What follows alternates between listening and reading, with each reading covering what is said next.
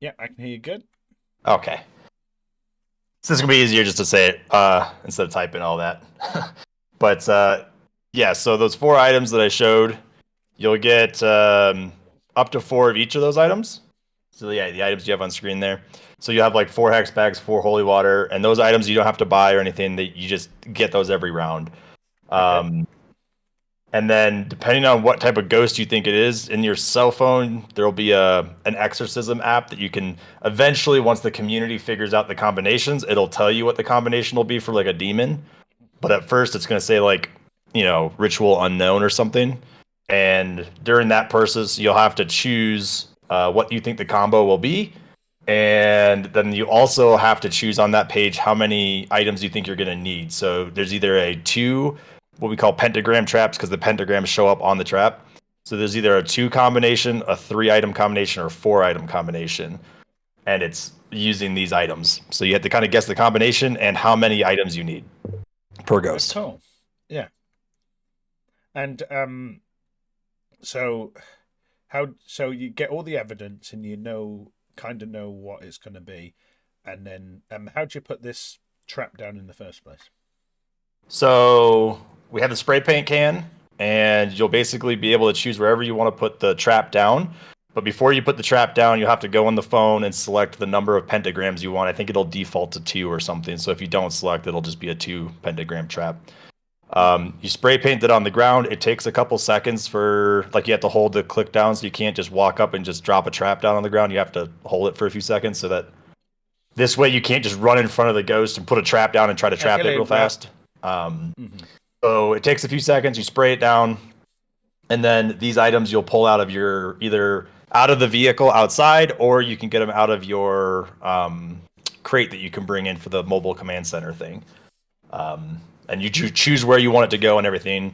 If somebody else spray paints something down, so there's a little bit of multiplayer conflict, so you can only have one trap down at a time. Um, so you pick as a team where you want to put it, and then you put the items on there that activates the trap. You also need to find the binding item inside the level. That's what the sonar pod was that you guys saw the other day. Once you find that binding item, you put these items in the pentagrams, and the binding item goes in the center of the trap. You'll know because as soon as you drop it on one of them, it'll actually start levitating the object. Um, oh, cool. the the pentagrams will glow as well, but the what you call it, the binding item, that'll just levitate and they kind of rotate and spin in the air. And then once you got all of those set, you'll see the trap get activated by a little pulse through the whole trap. A light, like a pulse of light, will go through the whole trap, and that means the trap is activated. And as soon as the ghost walks over that trap, it'll shoot up the force field walls around it and start the exorcism process. Um, During that time, a blue light will start from the outside of the trap and start working its way to the center, and Hmm. then the ghost will be flailing around in there trying to smack or add impulse bursts to try to hit the floating items off of the pentagrams. If it knocks one off, you'll have to go grab it and put it back on before it knocks all the other ones off. And then the light will go towards the center of the trap based on how correct you got the exorcism. So if you got the right number of pentagrams and the right combination of items, then it'll get all the way to the center and you'll get a successful exorcism. But let's say you get half of that right, the light will get to about halfway, and then the whole trap will turn red, and it'll fill with a red light, and the wall will drop. The ghost becomes enraged, and the binding item gets dissolved. So you only get one shot at the exorcism. Mm. Mm. But yeah, Hmm. So say we're all stood round the circle in front of the objects. Um, what stops people from standing right where the object is as it gets sheeted and just catching the midair and stuff? Or I mean, you can try that. hmm I haven't tried that yet, but I mean, they fly out of there with some force, so hmm it's not like it just gets like toppled out of the ring slightly. It'll be like I have to run across the room to go find this thing that got yeeted under the couch or something. hmm Now you can stand there with so like let's say it's a two pentagram trap, and you say it's a bird skull and a hex bag that you need for that trap. You can stand there with extra bird skulls and traps in your hand, so that if it does knock one out, you can just replace it and then go pick up the one that it threw. hmm You can do that, but remember, we'll also have ones that have like four pentagram points that you'll have to keep like babysitting, kind of. Yeah. It's more so just to make sure it's like you're not just standing there doing nothing during that portion of the time and just like crossing your fingers that you got it right, because it'll take about 30 seconds for that light to go from all the way on the outside all the way in while the ghost is flailing around. And you've already faced the ghost and done this whole round of getting the evidence and stuff. Yeah. Yeah.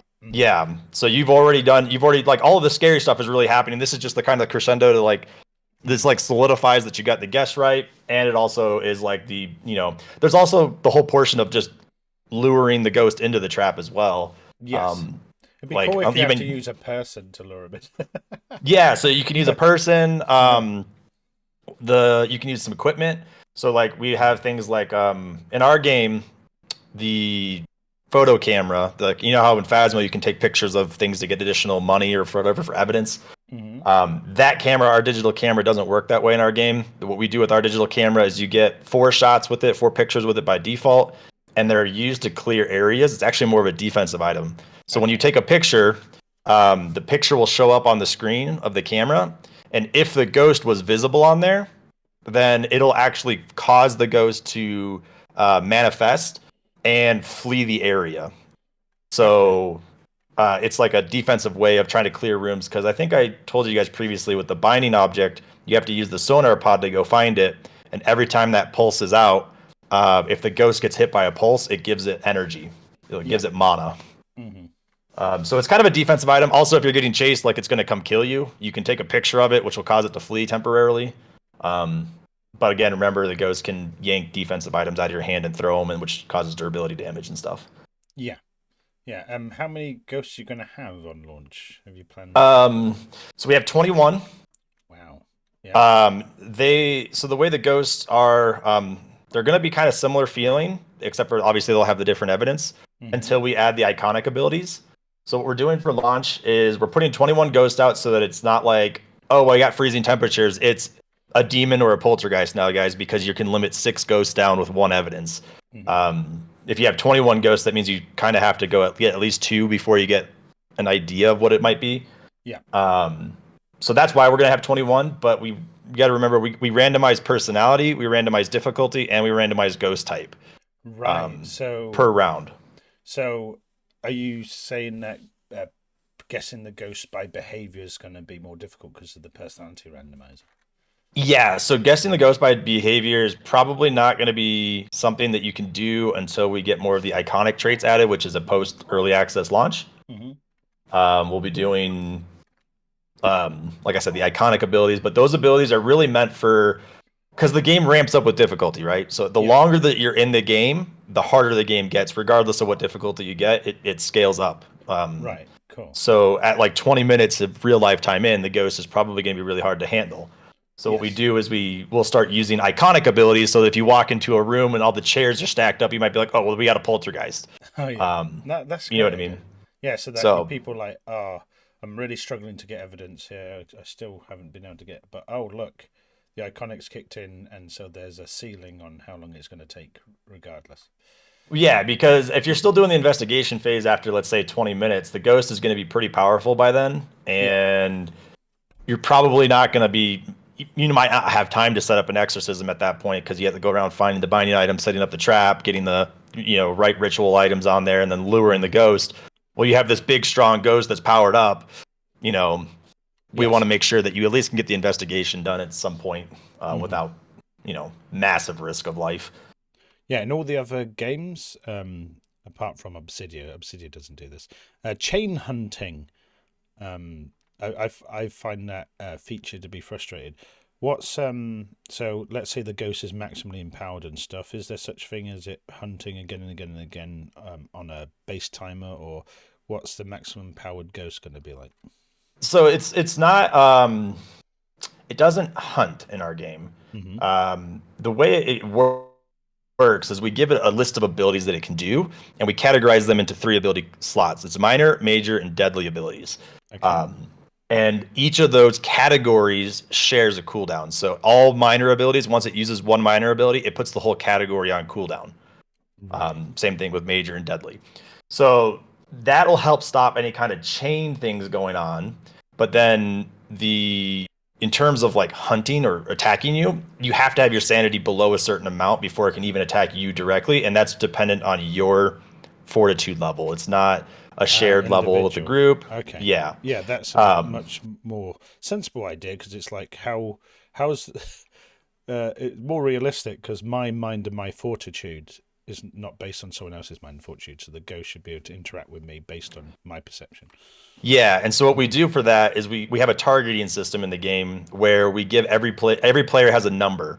You all start out like at 0, Mm-hmm. and as the game goes on, the ghost will start to prioritize you based off this number, and the higher your number is, the higher priority. So priority gets decided by how close you are to the ghost, what's your fortitude level at. Have you personally done anything to aggravate the ghost? Let's say, have you shot the Wow, shotgun at the that's ghost really lately? good. Yeah. Things like that will start giving you a higher score. Mm-hmm. And in events where we both might be in, or you might be, let's say, in kill range in terms of fortitude, but I've really annoyed the ghost by, you know, using salt to trap it or shooting it with the shotgun or doing things. But you haven't really done any of that. You may be killable, but I may have angered it more, but I'm Mm-hmm. not killable yet. So it won't hunt me, but it may try to attack me to lower my fortitude before it tries to kill or possess you, just because you haven't really done much to annoy it, but I have. Mm-hmm. In regards to your fortitude, is there anything to um, rebuild your fortitude you can do in the game, like the pill concept from Phasmo, or are you just going to leave that out and you just have the set fortitude? No, so the way it works is fortitude drains passively into the dark, Mm-hmm. Mm-hmm. and whenever you witness a ghost ability or an event, or if you're attacked by the ghost, you lose chunks of fortitude for that. So it's a slow drain, and then you get attacked by the ghost to lose chunks. Now, when you spend time in the light, that regenerates your fortitude in the light. Ah. And there's also items that can regenerate fortitude as well. So candles can regenerate fortitude while you're holding them or while you're in the range of them and they're Mm-hmm. lit. Glow sticks, while they are blue, will regenerate fortitude. And any light in the level that's on will regenerate fortitude. And you can completely still investigate. You can do whatever you want to do in the light. Like you can still gather evidence and everything. Just know that the ghost can break lights, will Yes. target lights if you leave them on. Some ghosts, not all of them, will be able to actually get energy gains from lights being on. So you might actually be powering the ghost up by Oh, leaving lights that's on. amazing. You thought of everything. Yeah, so that's how it works. And then also we have the priest. Keep in mind, has the priest's class ability is called the blessing. Blessing is casted on either yourself or a party member. That gives you an initial chunk, let's say 20% of your fortitude back, and then it Mhm. increases your fortitude regeneration rate for the next 30 seconds. So Right. you can use abilities mixed with light, mixed with a few things to try to like regenerate, but there's no like instant stuff other than the priest ability. Yes. Okay.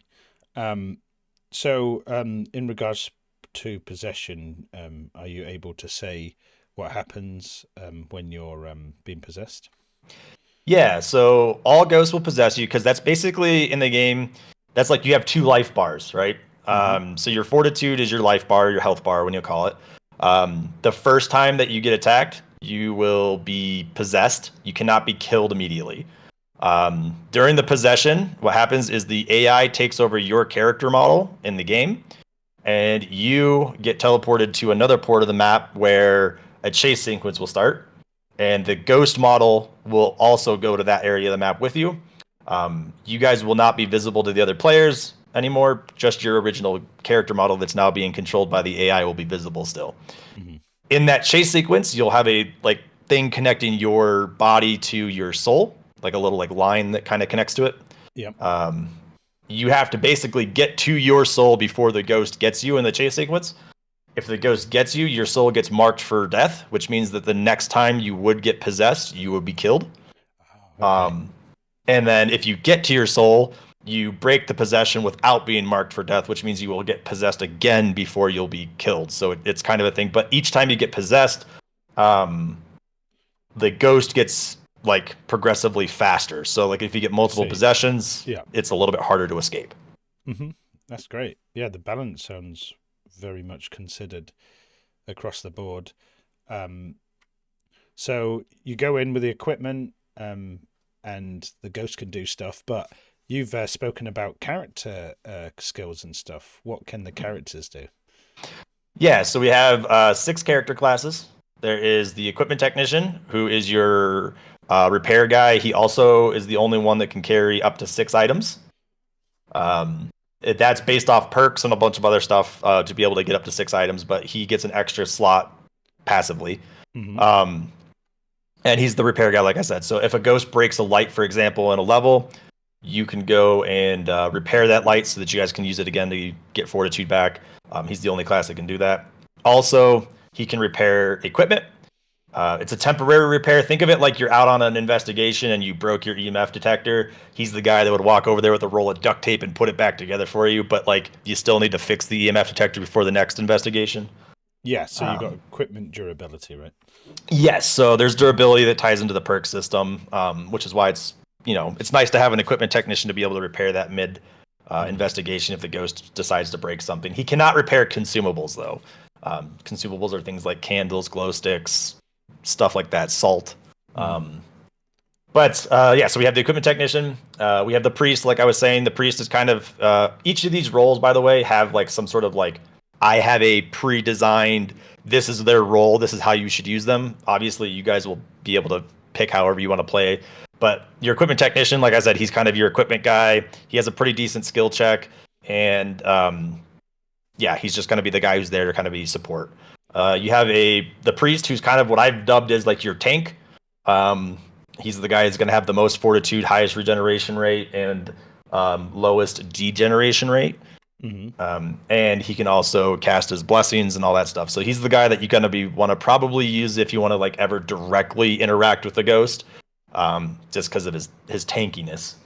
Right, yeah, so he's the guy you want to put on the front line. So, Yeah. in regards to currency and progression, when you get paid, what can you use this currency on? What's the progression in the game? Yeah. So when you get paid, based off how well you did the investigation. So you like when you play Phasma, how you can like just put the ghost in at the end, and then you get paid off that. In this, you actually do need to like select the evidence and the ghost, because we pay you per evidence you got correct, so that if you don't get the like correct ghost, but you got 2 of the right evidence, you still get some money. So in terms of money, you will have to buy consumable items that you want to use. Again, candles, that kind of stuff, per round.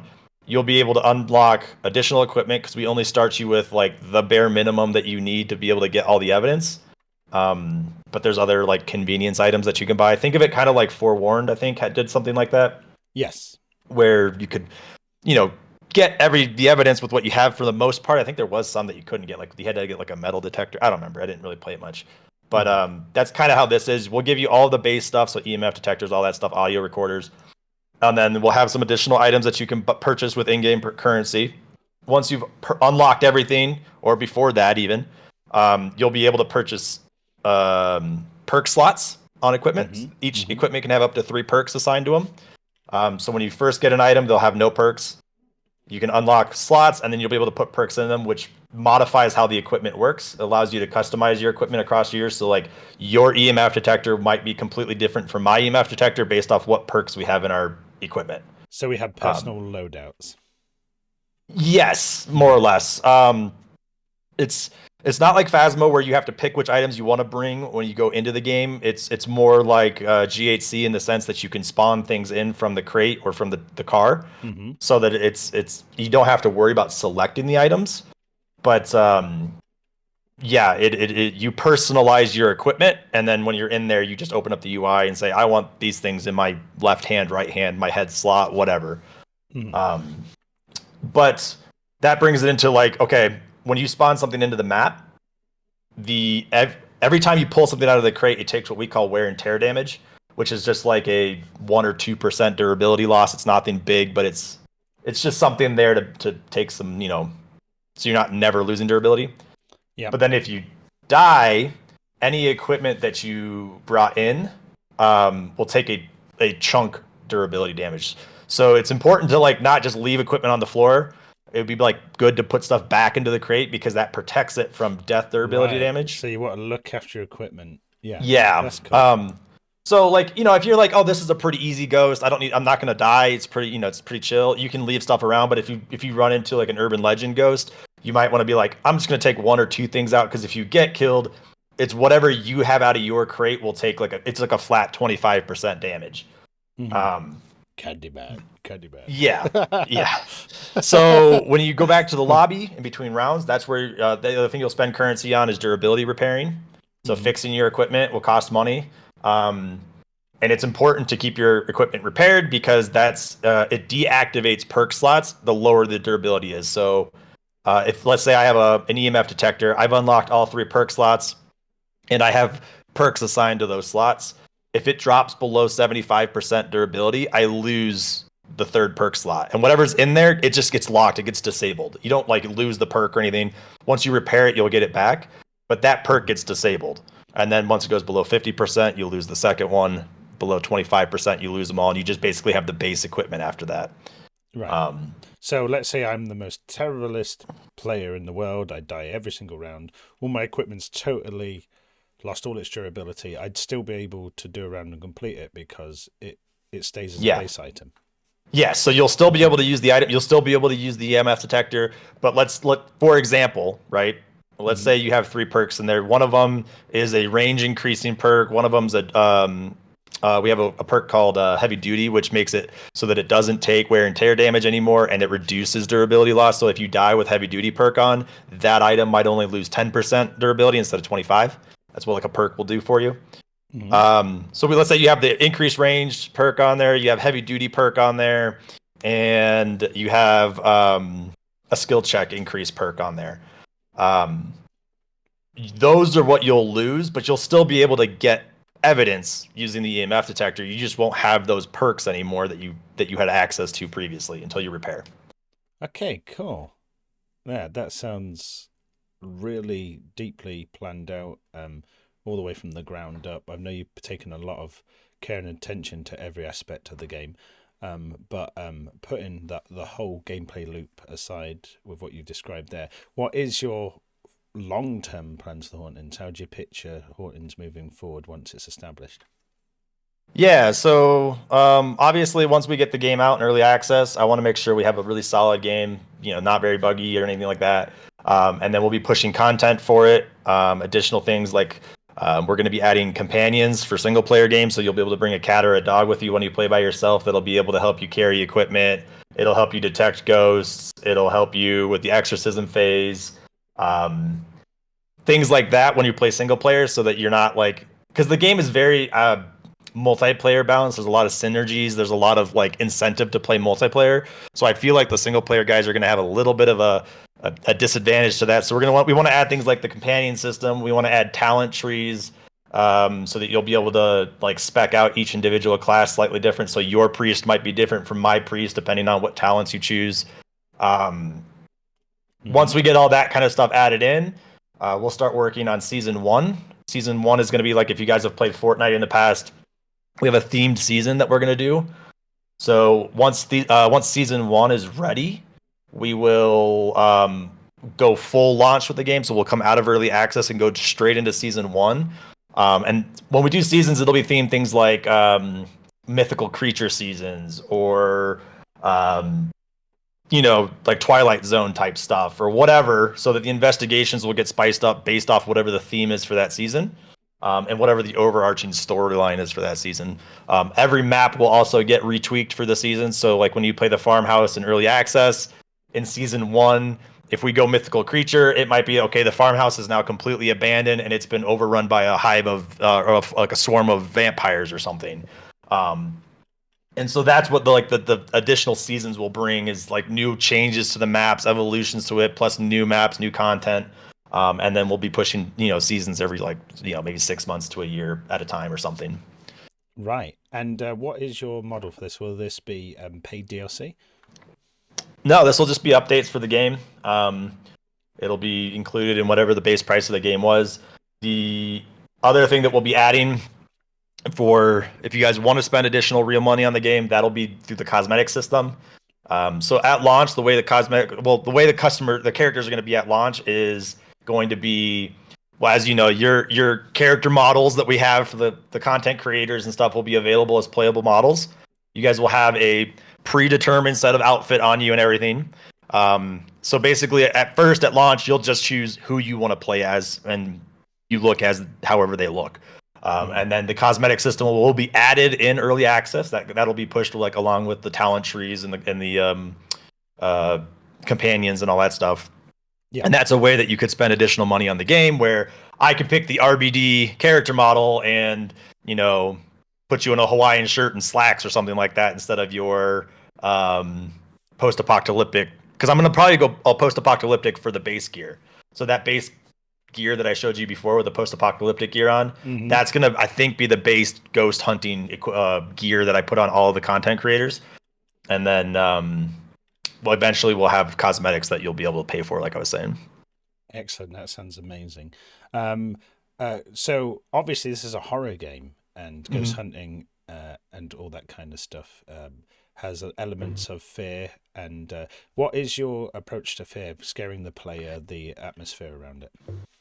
Yeah, so a lot of our ghost stuff, I'm taking like as much inspiration as from like movies and cinematics and stuff as that's possible. As you can tell, like through like the art direction I went with the game and everything, it's very cinematic-y.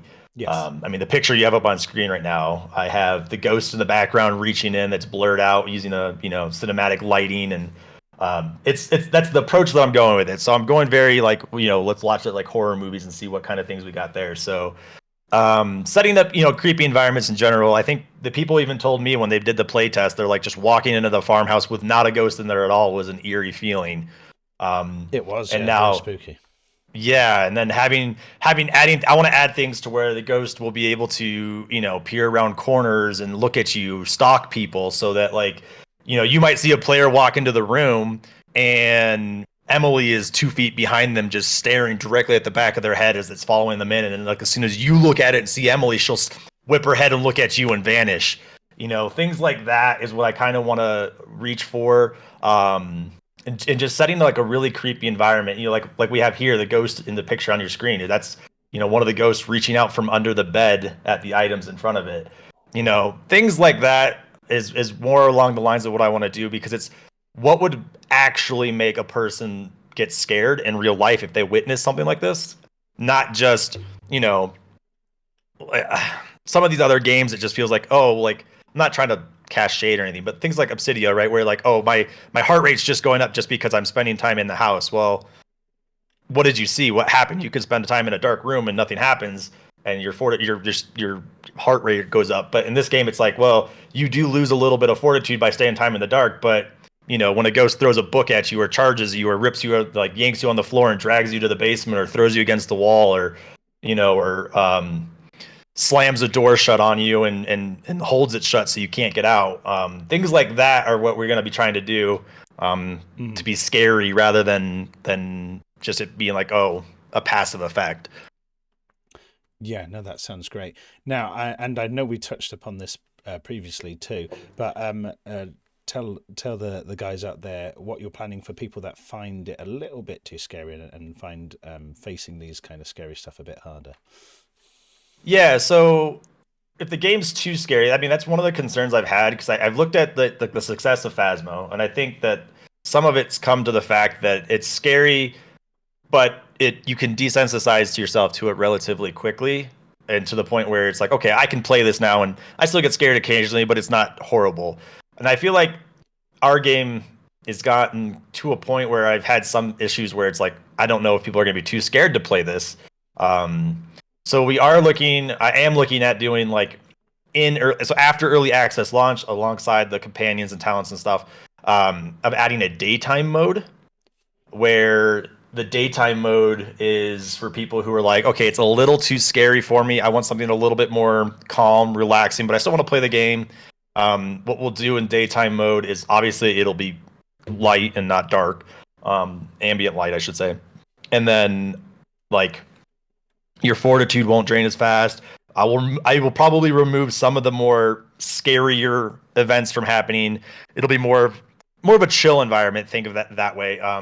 But at that same cost, there will probably be a slight penalty in the terms of how much experience and money you work on with that, because I don't want people just getting into a less threatening environment just to like farm money. Yeah. Yeah.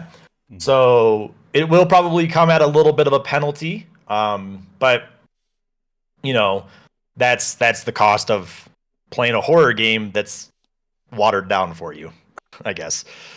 Yes. This is probably a question I should have asked first, but could you tell everyone about your experience in game development and what you've learned and achieved so far as a game developer? Yeah. So I started game development back in high school. There was a program at my school that allowed us to go to the community college for half the day to learn programming and game development and stuff. So I started back then on, I don't even remember what the engine was called. It was some weird thing from our school, and it just kind of hooked me.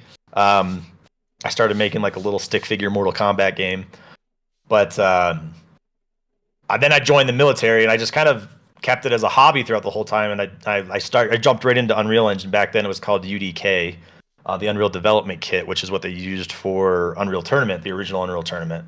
Mm-hmm. And so I started with that. I learned on that. I was building a bunch of prototypes of games, but with military life, you never have a constant work schedule on anything. So it stayed a hobby. But I never could really release a project or do a full project or a big project because, I wasn't sure if I was going to be working 12-hour days or getting deployed or doing whatever. So I never got consistent with it, but I did a bunch of prototypes. Like, I think I've done over 1,000 different game prototypes in the last 15 years. Wow. Pretty much all on Unreal Engine. I did a little stint on Unity. It just didn't make sense in my head. And I did a little mobile app on Game Maker Studio a while back. But so I've prototyped all sorts of games. Funny enough, I never liked horror when I was a kid. I hated horror movies and all that stuff, so I never really made horror games until the Wendigo. Actually, that's not true. There was a game I was making before the Wendigo that ballooned up in scale, and that's when I never got to finish it. It was inspired by Amnesia. I do want to go back to that game, so it is on the to-do list potentially after the Hauntings. But I went and made the Wendigo because I wanted to go through the process of releasing a game and going through like how does that experience go, and then that's what really hooked me into the horror genre was when I released the Wendigo. Going and watching people play that and get scared at something that I made was like extremely satisfying and gratifying to me. Like playing a game, and like you can't really tell if somebody's enjoying a game or not, but you can tell if somebody's scared of a game. And when you see somebody give that emotion and give that reaction to something that you're trying to get that emotion or reaction to, is so much more gratifying. And I can't tell that very easily when somebody's, like I said, enjoying like an RPG, right? Yes. Like obviously you've been enjoying Elden Ring, and I can see that, right? But like on some other games, it's kind of hard to say like, okay, are you enjoying this game? Or are you just playing this game just to try it? Are you doing it for the stream? Like some games are like that. And when it's a horror game, you can tell like when somebody's scared or when their attention is drawn to that game, especially when they're streaming and there's somebody like you who is like, I read every chat message, right? And then all of a sudden you're playing a game where 20 chat messages go by, but you're so focused on what's going on in front of you at the moment, you can tell you're hooked. Yes. And that's what I found with horror is that you can tell when somebody's hooked and somebody's scared and somebody's getting that emotion that you wanted out of a game. Yeah, fear is a very palpable emotion, and your senses are heightened, and it makes a reaction to your body more than any other kind of game. Yeah, and that's what really drew me into horror. So I kept working on horror games. I did a couple other little projects. Like I said, I have a game. I'll give you the name. It's called False Awakening. And that's going to be the game I go back to after the Hauntings. You're totally going to let me play through your slightly made game, aren't you, Warka? The old one? Yeah. I don't have it anymore, unfortunately. Okay. There might be some clips on my Twitch from when I was developing it a while back. Because again, I found pretty early on streaming game development really helps keep the motivation levels on a game high. It keeps you like focused.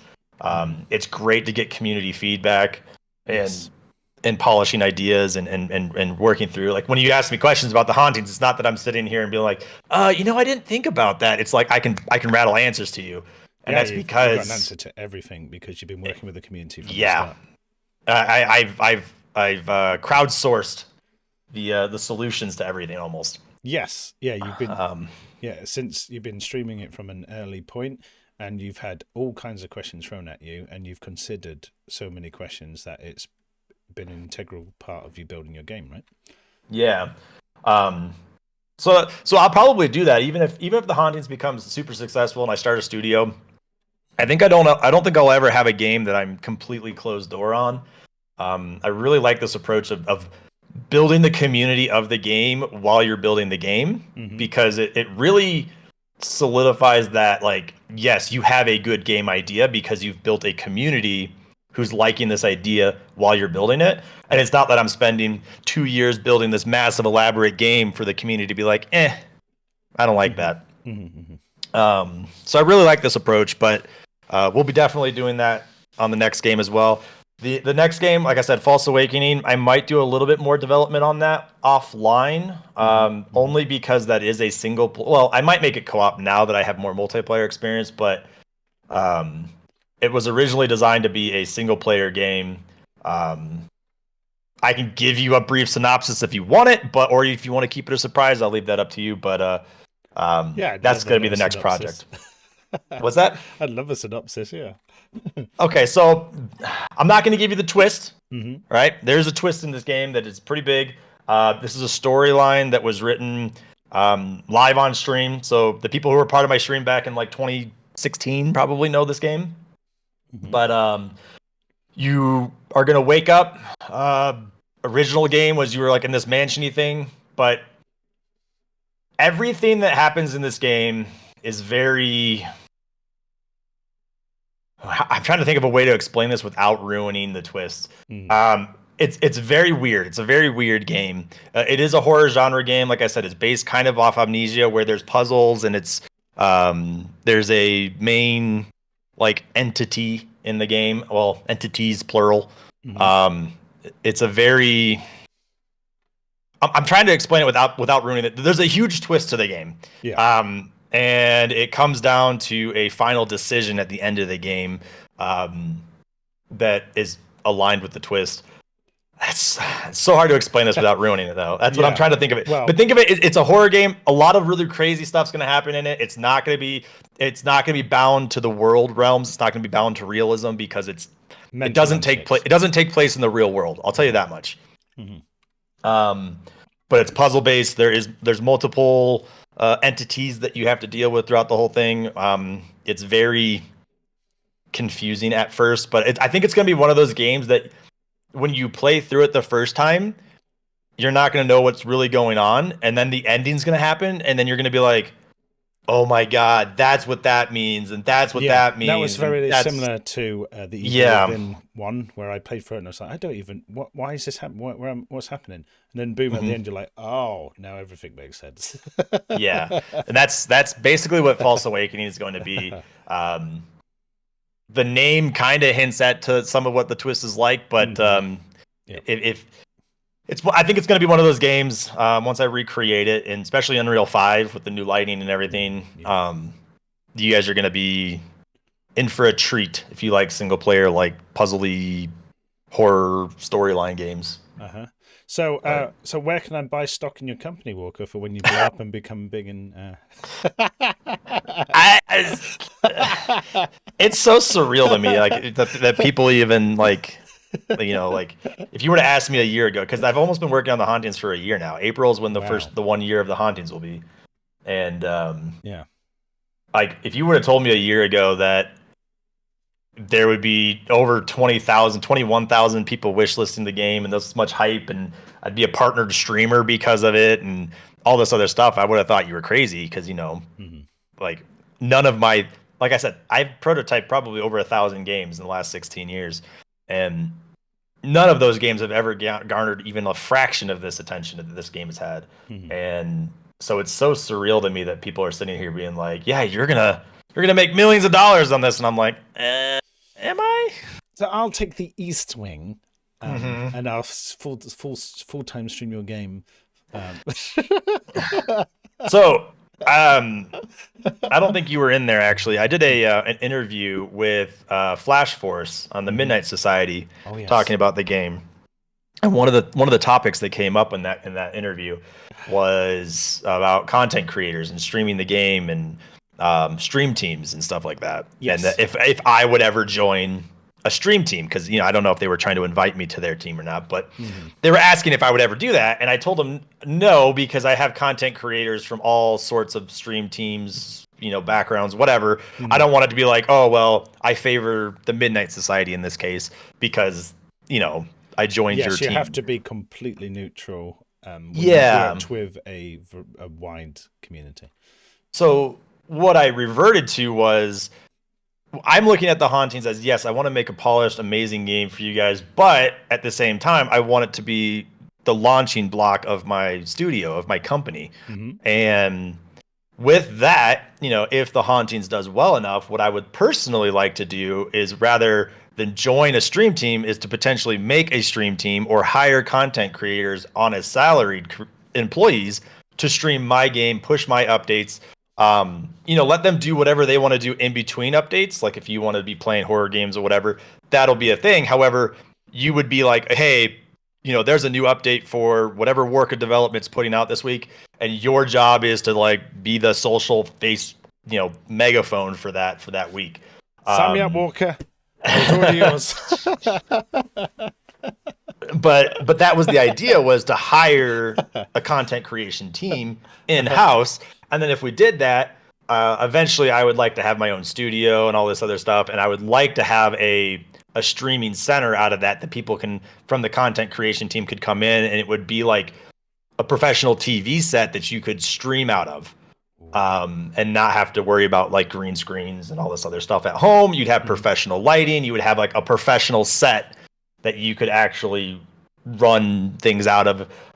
We could do quirky things, like when you do your news thing that you have on your thing here, we could actually have you get up and go over to a news center inside the studio, things like that. We have reports of ghosts sweeping in through the east United States over to the west. Yeah, exactly. You stand in front of the big green screen and the weather screen behind you. Those are the big things that I would love to do as a company. But that would be obviously, how well does the Hauntings do and all that stuff. I would love if the game did super, super amazingly well. Like if we're talking Phasmo level success, someday to open a real life haunted house of a recreation of a level in the game that you could go through. I give you little EMF detectors that I've made up to actually respond to things and whatnot. We could have actors, make it like a Disney attraction kind of thing. That would be on the campus of Warka Development or whatever name I might end up choosing in the future. Yeah, I'm totally moving to Colorado. Yeah, you come out here. Sonic Kid's here. I'm here. It's happening. Yeah, just it's expensive. It's got pricey, but you gotta come on out. Come on out. Yeah. Give me 5 years. I'll be over there. Yeah. Hey, you never know. It could be 5 years before I have a studio up. But I don't know. I really hope that this is something that I can at least stop working my full-time day job, just full focus on this and getting this going and hiring people. I think that's one of the biggest issues I've had with this game so far, is that I've brought in several developers to work on the game, but we've had issues with things going on here and there, and it would be so much easier if I could just hire people and be like, look, your job is to make the Hauntings, and here's money to do it, rather than having to go this kind of profit share route or some sort of weird contracted things where people aren't getting money in their pocket right now, so that it might not be it seem worth it or higher of a priority and all this stuff. Whereas if you have a studio with salaried employees, it's like, no, this is your job is to do this, focus this, which I can't do without money. Of course. Yeah.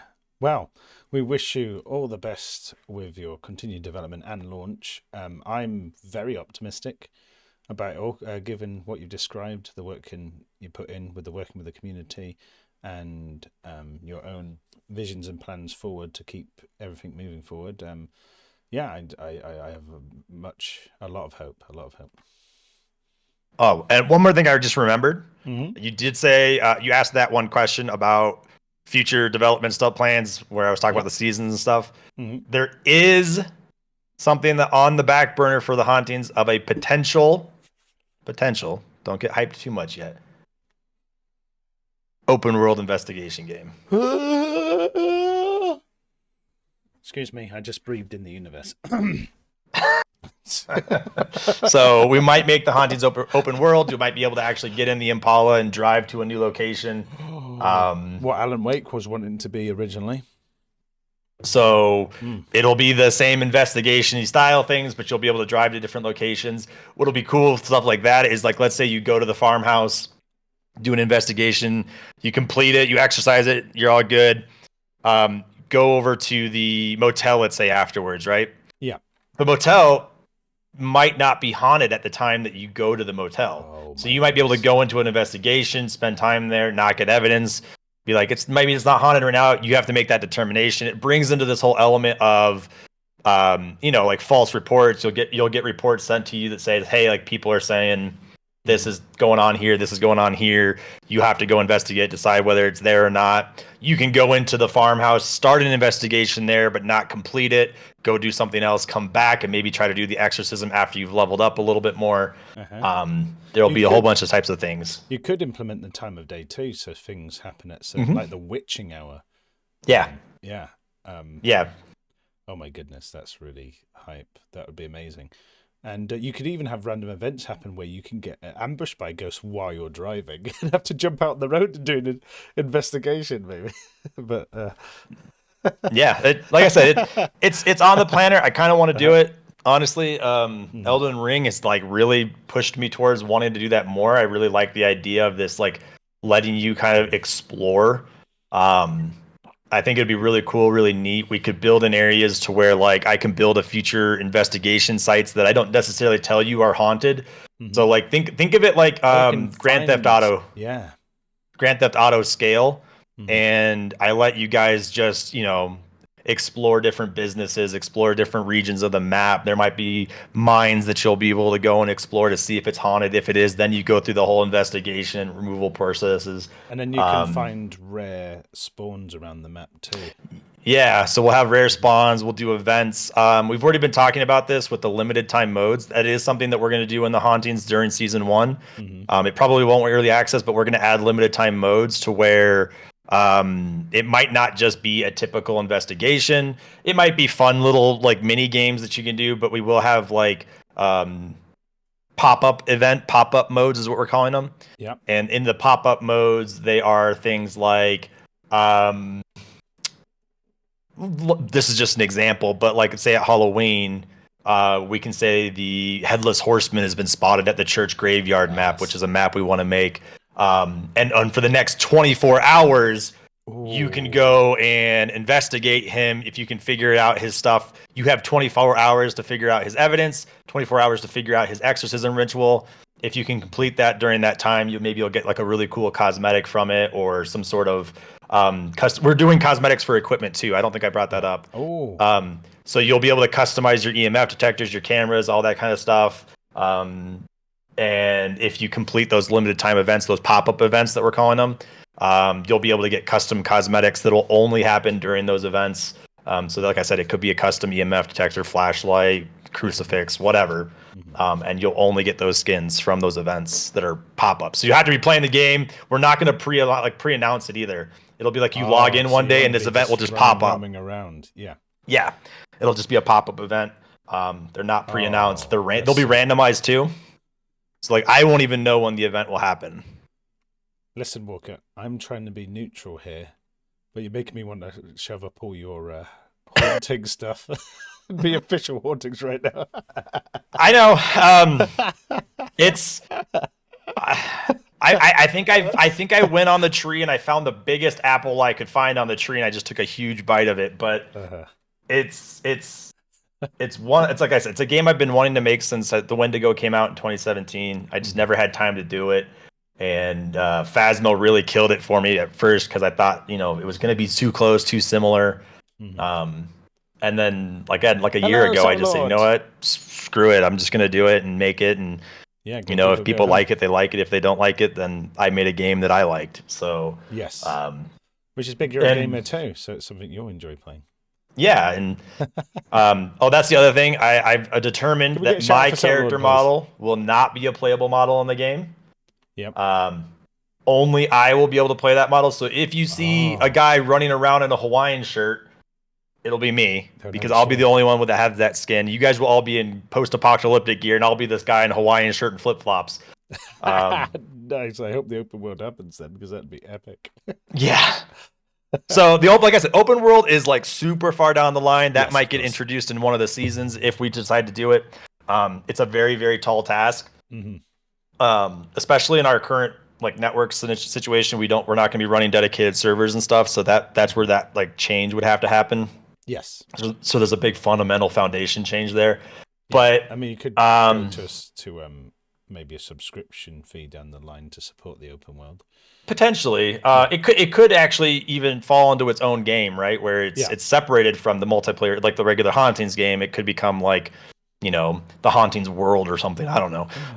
The world of the hauntings. Yeah, World of Hauntings. Yeah. Yes. Um, What would be the name of the town? Have you ever thought about the name of the town? I've thought of very Hello. little stuff. I like to do a lot of like movie references and stuff. Like you guys will see that throughout the games. Like the campsite is it's the Sleepy Trail at Crystal Lake National Forest. Things like that are going to be in there. Street.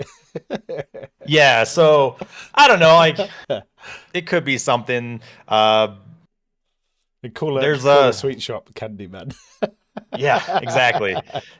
Things like that. I honestly, what I envision for the open world game is more of like, think of it kind of like GTA in the terms of like how it's laid out, like Grand Theft Auto. But I want to do it in a very small town feel. Yes. So like you have a little main street, like small town America feel, kind of where you have one stoplight in the town, but it's got a main street, it's got a high school, it's got graveyards and forests surrounding it, and just one road in, one road out of town kind of thing. But there's a bunch of stuff within the town that you can go around and do, and we can expand that in the future to be, next town over, all that kind of stuff, so that the map can continue to grow. Yeah. As the game grows, as we want to add more content, we can open up roads that were previously closed down, or, some sort of event going on and whatever. Mm-hmm. Yeah. But that's, like I said, that's big picture stuff. That's down the road. I've had wanting to do that. Elden Ring really screwed with me because I was watching you. I didn't play it yet myself, only because I don't want to get sucked into it and not work on the game, and I don't want to get like shinied onto a side project of some kind. And an open world RPG is not a small side project, so definitely not. No. Mm-hmm. So I've just been kind of trying to avoid it, but it really has kind of reawoken that shiny feeling that I get a lot in game dev, where I see another game and I'm like, I want to make my version of that, but like with my story. Yeah. So Elden Ring is really through a wrench and stuff, but we're gonna focus on this. Yeah. Is there any thing else you can think of you want to say that we haven't covered, or do you think that covers it? I can go over the rest of the character classes if you want. I think I only covered the first two, but other than that, I think that was about it. It was just the so we covered the equipment technician, the priest. You have your psychic, which is your tracker class. Yep. That one has a little bit lower fortitude. However, you have ethereal vision, which is a vision that you can turn on, and every second you have on, you have increased drain on your fortitude. But you can permanently see the ghost in that vision. So whether it's invisible, whether it's moving, whatever it's doing, you can see it, which is good for tracking, obviously. Yes. Which is why they pair well with the priest. I'm going to give you guys a little pro tip from the developer here. If a priest casts a blessing on the psychic, you got 30 seconds of increased fortitude regeneration that might cancel out your fortitude loss from using ethereal vision. Mm-hmm. So you could permanently run around with ethereal vision for 30 seconds without taking any fortitude damage. Yeah. But then you have your demonologist, which is your evidence collector. They have a sonar ability, which from where they're standing, it sends a pulse out. And if that pulse hits any freezing temperatures, EMF events, ectoplasm, orbs, any of those events that take place in the world, he can send a pulse out and he can see those. You can see them through walls and stuff. It shows you an indicator to where those events are taking place. It doesn't tell you what type of event it is. It just tells you there's an event over here taking on right now, and you can try and go collect it. Okay. And then you have your civilian, which is your energy drink. And then you have your reporter. Civilian reporter are the two classes we added to the game to make the game harder for people who want a harder challenge. Civilian has the energy drink, which gives you an extra speed boost. So after your sprint is over, you can sprint again, or you can use it while sprinting to run super fast. And then you have the reporter. The reporter is I've got a Polaroid camera, which can be used to flash the ghost, which will stun it. It's like a 10-second stun. And again, you get bonuses for playing those classes too. So if you play as a civilian, you get a bonus experience gain for the whole party. If the civilian lives, the whole party gets a multiplier on their experience gain. Yep. And then if the reporter lives, the whole entire party gets a money gain multiplier. So it's good to have them in your group if you can bring them, but they'll screw your whole investigation up because if they fail skill checks, they actually delete evidence. So we better be good at that. Well, no. So it's not a skill check that you're thinking. It's more of like I didn't really cover this, but I'll do it real briefly because I know you probably want to get back to your stream. Mm-hmm. The way the skill checks work, if you guys are familiar with Dungeons and Dragons, it's very similar. It's there's a freezing event that's happening, right? You don't know what's happening yet, but you point your thermometer at it. When you point your thermometer at it, if you're the first person to point your thermometer at the freezing event, you do a skill check. And that skill check is based off your character class. So, like I said, the Demonologist has the highest skill check in the game. They might have like an 80% chance of passing that skill check, which is a random pass or fail. What it does is it says, I'm going to roll a number between 1 and 100. If I roll a higher number than your skill check, you fail. Nice. And when you fail, it deletes that evidence. So you won't even know that evidence is there. You point your thermometer at it. If you fail that skill check, that freezing evidence that was there now just got destroyed. And that's to simulate things for like the civilian. The civilian has a very low skill check. If you're a civilian, never been on a ghost hunt before, you're probably not going to know how equipment works. You're probably going to be talking during audio recordings in real life. But I can't simulate that in the game, so I simulate that through a skill check. So yes, if you have a civilian running around with a thermometer and an audio recorder and stuff, they might just be trampling over a whole bunch of evidence that you won't be able to collect. Right. Mm-hmm. But on the flip side, if you have a Demonologist, they go over there, they point that thermometer at that freezing spot, they pass that skill check. Nobody else has to do a skill check to collect that freezing evidence. It's already been passed by the first person that experienced it. So the first person that experiences evidence is what determines whether or not that evidence can be collected. Okay. Yeah, and that stuff will be modifiable with the talents and stuff later. Perks will also modify that on an equipment basis. Mm-hmm. So just for an example, if you're civilian, let's say the civilian has a 20 skill check. It's really low. You have a 20% chance. Oof. But you have a thermometer that you've put 3 skill check perks into. Your 20% chance on all of your other equipment, but on your thermometer now you might have like a 60% chance of collecting evidence because you have the 3 evidence perks in there. Yeah. Or the 3 skill check perks in there. So there'll be ways that you can boost it artificially so that you can still, but it won't be easy. Mm-hmm. Yeah, well, if my evidence was deleted, I would have emotional damage. Well, that's the idea. Is like because you do ghost hunting in real life. Yes. If you were to bring somebody who's never been on ghost hunting before, mm-hmm. right, and you're trying to do an EVP session. Yeah. And you ask a question. And that new person gets spooked because they thought they saw something and they start yelling and screaming. They just destroyed whatever evidence you got on that EVP because now you won't be able to hear it over them screaming. Mm-hmm. Yeah. I can't simulate that in the game, right? I mean, obviously there will be VoIP and you can still do that with the audio recorder. You can make it hard to hear because the audio recorder does work like that in the game. Mm-hmm. It does record everything that it hears in the game plus your microphone, and then I overlay ghost noises if you capture them. Fantastic. Yeah, exactly. So that's how it does work. But... Mm-hmm. it's a skill check based thing in the game, because I can't be like, oh, because you're playing a civilian, you don't know what you're doing. Well, if you're a seasoned player, you're playing a civilian, of course you're going to know what you're doing. So I have to do that through a skill check system. Yeah. An item I don't think we covered. How exactly does this sonar work? That cube that you hold in your hand. Yeah. So the way it works is you hold it in your hand, you walk around, and every time you hear it make a little like thump noise and the light lights up on it, it sends out a pulse. Yeah, you can't see the pulse or anything, but it's the way it's designed to be like explained in real life is it sends out an EMF, not EMF, yeah, EMF wave. It sounds like it's like an EMF pump that if you've seen those in real life. Yes, I've used them. Yeah.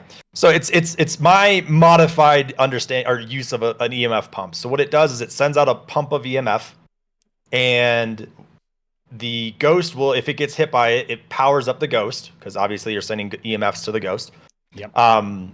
But you walk around the level with that, and what you're looking for is what I call the binding item. The binding item is something that resonates with high EMF waves that get off-putted by ghost activity and or this EMF pump. Mm-hmm.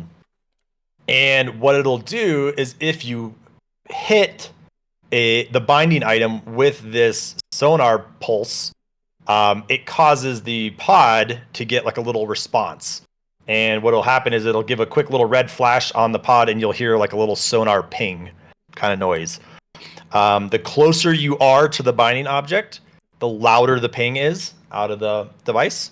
It's just a 3D bubble that so. Yes, it's like a big sphere. Mm-hmm. So you can in theory get hit results with your sonar pod from the room next to you or above you or below you. Yes. Yep. And that is why I've added the whole volume change about how close you are, because if you get a ping from if you get a ping from a room next to you, you're still going to be relatively far away from it, so it won't be a very loud ping. Mm-hmm. But as you walk towards it, you'll say, oh, it's probably in the next room because I'm getting louder pings now. Yes. However, the binding object is an object that gets spawned into the house or into the level. It gets... I'm trying to think of how to explain this. Every level is going to have about 50 to 60 items that can be the binding object. Oh, okay, like the cursed object in Ghost XL Incorporated. Kind of, yeah. Mm-hmm. The thing with it, I don't know how it works exactly in that game, but every single time you play the farmhouse, let's say, all 60 of these items are going to get spawned into the map. Yeah. However, it's going to randomly pick one of those 60 items to be the binding object. So every time you play that map, you'll see a hairbrush on the counter that is in the exact same rotation and whatever. And, that might be the binding item this game. It might not. But I want it to look exactly the same. So the next time you come in, you're not like, oh, well, that looks different. That's the binding object. Like you could just find it. Mm-hmm. Yeah, I'd love to find a tin of beans and magically go, oh, it's the tin of beans. it could be. It very well could be. Mm-hmm. So that's why I'm saying there's going to be about 60 different items that can become the binding object. And then what we'll do is you cannot pick up the binding object until it's been hit by at least one pulse of the sonar pod. Oh, so you can't just randomly spam grab it. Yes, you can't just ran around the house clicking on things, or you can't just run around the house like looking at things, because once you've hit it with a pulse, it'll also add an outline to it when you look at it, like all the equipment does. That's cool. Yeah. So you'll be able to find it once you hit it with one pulse. Then you can kind of turn the thing off and look around for a bit, because you got to remember you do not want the ghost to be hit by this thing, because it gives it 10 energy. Yep. And minor abilities only cost it 5 energy to do. Oh. So you can get it up to the major events quite quickly. Yes. So minor abilities cost about 5 energy. They range. They could be 5 to 10 energy, depending on what the ability is. And then you have major abilities, which start around 25 energy to 35 energy. Yeah. And then deadly is usually around 40 to 50 energy. Okay. And that's your possessions and killing you stuff. But yeah, you don't want, because think about it. If you hit it with 4 pulses, it's already got enough energy to do a possession. Yeah, a possession. Yep. Yeah. And of course you're going to put the tiny squeaky pony thing in for my right. I could put it. There's a kids room. I could put it in the kids room. I gotta get it modeled though, or something, or find the model. We'll do a fundraiser for my squeaky pony. You know what's funny is they do have some photo scanning apps that you can use like on your phone to like scan it, and it'll scan it into a 3D model. And then we could like just get it decimated down so the poly count, because usually those things come out like millions of polys, but you can get it optimized down. Or we could just can you hold it up really quick? Oh, this thing. Yeah, I just want to look at it to see like the complexity of the. I mean, that's just basically a sphere with like. Yeah. Yeah, that wouldn't be too hard to model. I could probably even 3D model that. Mine wouldn't say a pony, a squeaky pony specifically. Oh, that. Maybe. I mean, they could be something that we could put into the kids' room, and that could be a binding object. You know. Yes. And mine will tell everyone for the rest of their life about your game. And then, see, that's the thing is it could be a binding object, right? You wouldn't know until you hit it with one sonar, and then you'll be able to pick it up. And then I don't know if you guys caught the end of my stream yesterday or whatever, but I kind of showed how you can put the objects onto the trap. It's pretty neat. You drop them on there, and it starts to levitate them, and they spin around and stuff. Did you get the levitation working by the end of the stream? Yeah, all that was working. You did a lot of work in one day. Excellent. Yeah, I did 2 back-to-back 9-hour streams. Right, it's time to get another 9-hour stream in then. Let's get it done. No, I gotta. So after I actually got on the computer, I have to write a report for work, and then I'm actually leaving for a business trip tomorrow night, to Vegas until Wednesday morning. Yeah. Get that laptop. So, I have my laptop. I might bring my camera equipment with me so I can do some YouTube devlogs for you guys. So the information that we kind of covered in this impromptu interview could be covered in like a quick little 10-minute YouTube video talking about the class system, the equipment's perks, durability. I can edit this and put it in a nice ordered video for you if it's a useful resource for you. Yeah, if you want to do that, or yeah, I like I said, I want to start pushing some more content. I've seen people. You've seen the Choo Choo Charles game, right? Yes, he's so good at that devlog, isn't he? He's like a king. Yes, he's killing it on YouTube. Yeah, he streams now. I don't know if you know that, but I've been in his stream and talked to him a few times and stuff. And I think he's the 45th most wish listed game on Steam with 220,000 wish lists. So I got a little catching up to do. Yeah. But I think YouTube could really help push that. So I do want to start making some devlogs for you guys, giving some information. And also, when I get new people into my channel, they're like, hey, what character classes do you have in your game? And then I spend the next 20 minutes talking about the character class system. Every single time somebody comes and asks about the character class system, when I could just have a video, I'd be like, hey, here's a video, go watch it. Yeah. And, I can go back to working. Hundreds of questions. Like, here's one video with every question answered. Yeah. So I do want to start doing that. I might bring my camera stuff on this trip to do that, so that when I come back, I can just hit upload on some videos.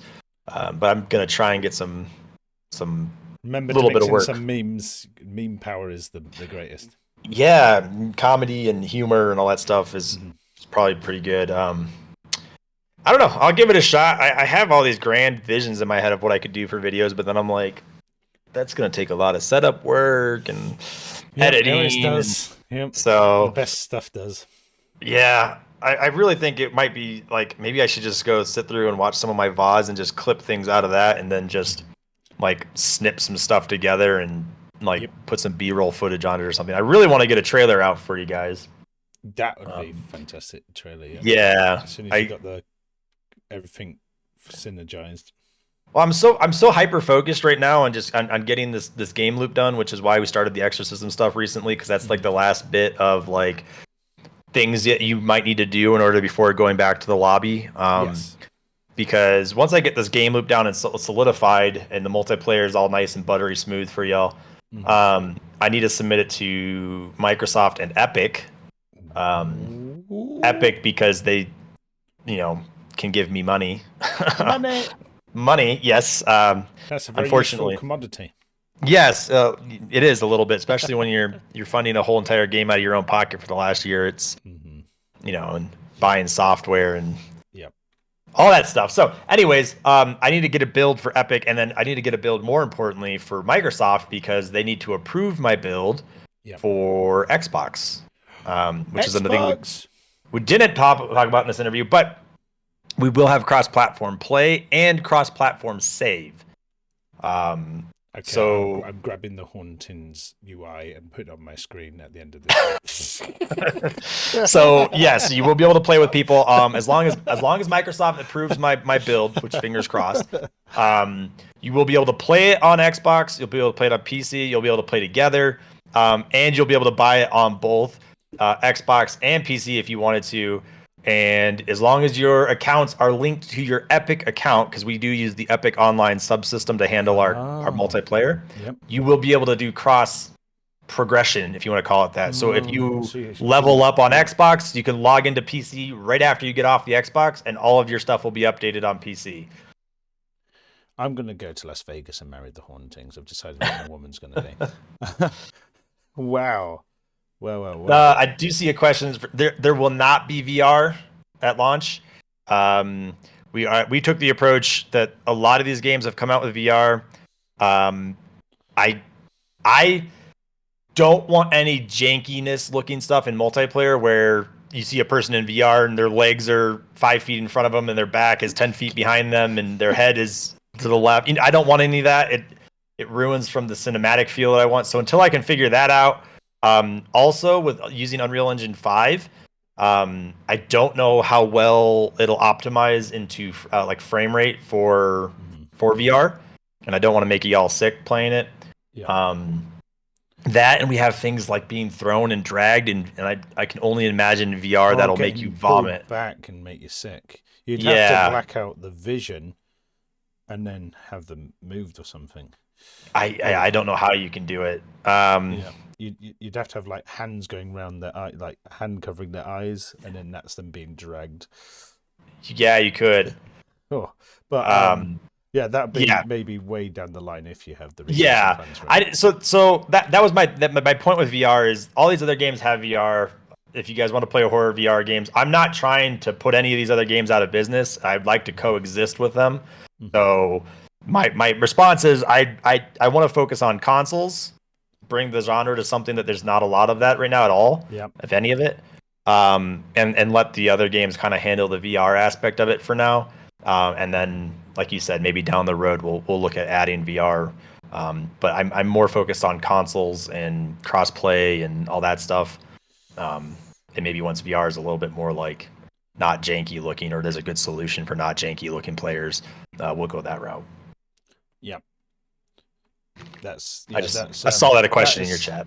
Yeah, that's made me more hyped than this whole interview's made me double hyped with knowing the whole scope of the game. There's a lot that you miss because we stream a lot of the times at the same time. Yeah. So there's a lot of those details that don't get passed along. So, I mean, I would honestly. Ever since I did that interview with Flash Force and Midnight Society, I kind of almost want to start a rotating schedule of setting time aside with each of the content creators and being hey, hit up Psycho for an interview, Nuz, InSim, to see if they want to do a little interview on stream or something like this, and then we can rotate it, right? So I do an interview with you this week, but maybe I do another interview with you in 4 weeks or something. Yes. But in between this, I do an interview with the other guys, just so that way that I can, because it's very nice to be able to still talk about the game. I feel like doing things like this makes me progress towards the game still, but I'm not melting my brain over trying to program it or figure things out, but it's more chill and relaxed. So for my mental health, these things are nice. Yes, that's good. Yeah, and you know how important mental health is to me in this channel too. So. Yeah, exactly. I know for a fact. I just, like I said, a lot of times doing little things like this makes it easier. And I know that all of you guys are usually streaming when I'm streaming or working or doing something. So getting this information to you, to then, when somebody comes in here and asks questions from the community, you have like information from me now, Yeah. and we're not like playing telephone here with you streaming, me streaming, and all that stuff. Mm-hmm.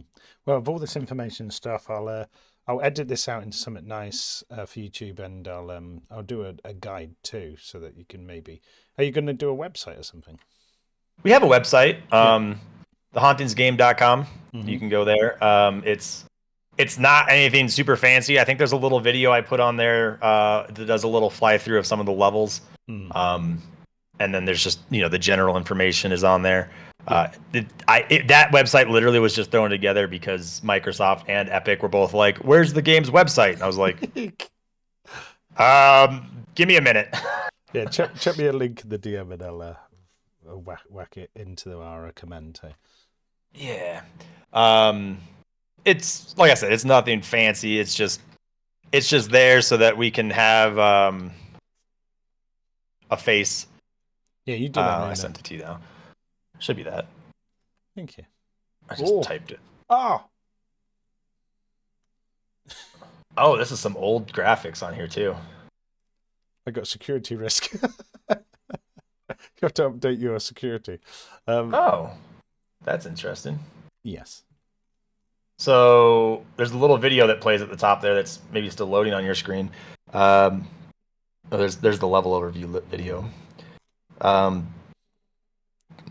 No, so not a video at the top. It's an image at the top. Yeah, that's the old purgatory. Yeah, I love the old purgatory. So as you can see, I've also went with a more cinematic-y feel for this too. So like I said, it's all cinematic-y. That's my main approach, is to make it feel like you're playing a movie. If that makes sense. Yeah. Ali, you got to move on. Yeah. Early's, in my opinion, the first half of the year still, so I'm working on it. I'm working on it. A lot of things, like I said, has ballooned in scale. If you guys don't know, I'm on the third complete reprogramming of the game. Wow. Yeah, because I started the game by myself, as you know. Programmed a bunch of it, and then brought Maz on at the time, where we reprogrammed it from scratch, basically using the gas. And then he left the team in November, I think it was. And when he left the team, there was some stuff that was kind of incomplete still, and I didn't really have a grasp of what he was doing. So rather than spending months trying to unravel what he had put together and understand what he had, I just decided to remake it again. So we're on the third rebuild of the game. That must hit your motivation a chunk. Yeah. That it is a motivation killer. Luckily, I don't have to redo like level design. I don't have to redo any of that stuff that takes a long time. Yeah. It's just kind of restructuring all the code and rebuilding all the code in a way that makes sense to me, and I understand what's going on, because the more I understand, the more like know how things are connected, the faster I can start building things, rather than trying to decipher, right? Yeah, exactly. Yeah, imagine going to a bookstore, buying a book that's written in hieroglyphics, and having to learn hieroglyphics to just read the book. Yeah, you've got to be all on the same code base and the same kind of flow. So it's Okay. So there's a lot to get hyped about and discuss and to sift through. I'm definitely gonna snip this out and listen through it again and stuff, and really absorb it all. You had a lot of mathematical stuff in there too, so you can get a really good grasp on the energy from the ghost, the fortitude from the players, the RNG involved, and all the mechanics from the ground up.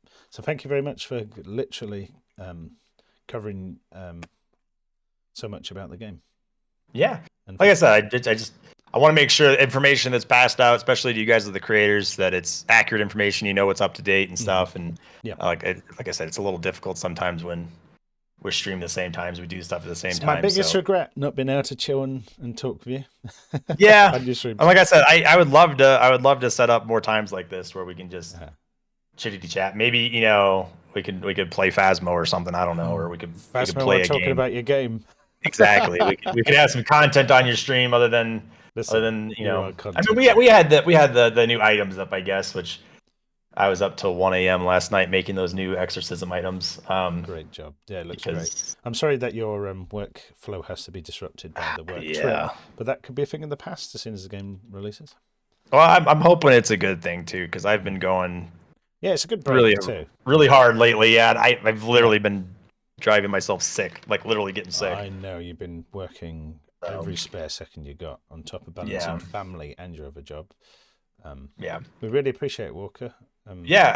Like I said, if you'd want to make this into a more often thing, let me know. We can schedule it out. Absolutely. Yeah, I always have. If you want to do like a weekly update with me or something, then maybe we make it a podcast. Who knows? Oh, now I'm getting hyped.